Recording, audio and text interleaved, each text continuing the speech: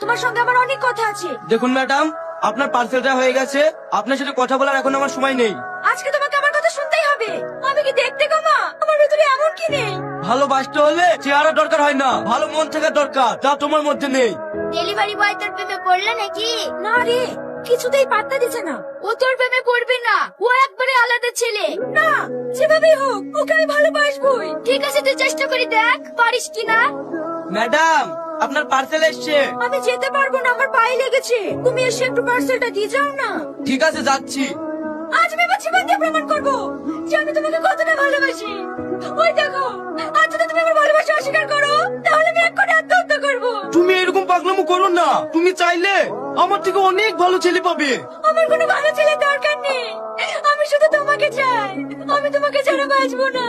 তুমি কাঁদো না, আমিও তোমাকে ভীষণ ভালোবাসি, কিন্তু ভয় হয় এখনকার মেয়েদেরকে বিশ্বাস করতে। I love you. I love you too. আজ আমি খুব খুশি।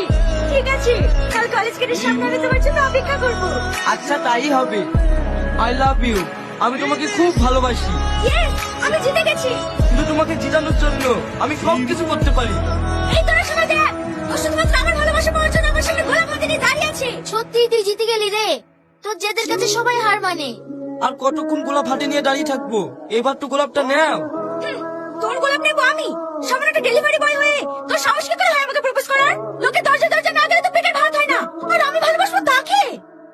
এইসব তুমি কি বলছো? তাহলে শোন ছোট লোকের বাচ্চা, আমি আমার বান্ধবীদের সঙ্গে চ্যালেঞ্জ করেছিলাম তোকে আমার ভালোবাসার জালে ফাঁসাবো, আর আমি সেটা করতে পেরেছি। এতে আমি অনেক হ্যাপি। এখানে কি হচ্ছে রীতি? এটা দেখ, এইটা আমার বয়ফ্রেন্ড, বড় কোম্পানিতে চাকরি করে। আর তুই আমাকে প্রপোজ করতে এসেছিস? এই শালা, তুই এত বড় সাহস যে আমার গার্লফ্রেন্ডকে প্রপোজ করতে এসেছিলি? শালা তোকে শেষ করে দেবো।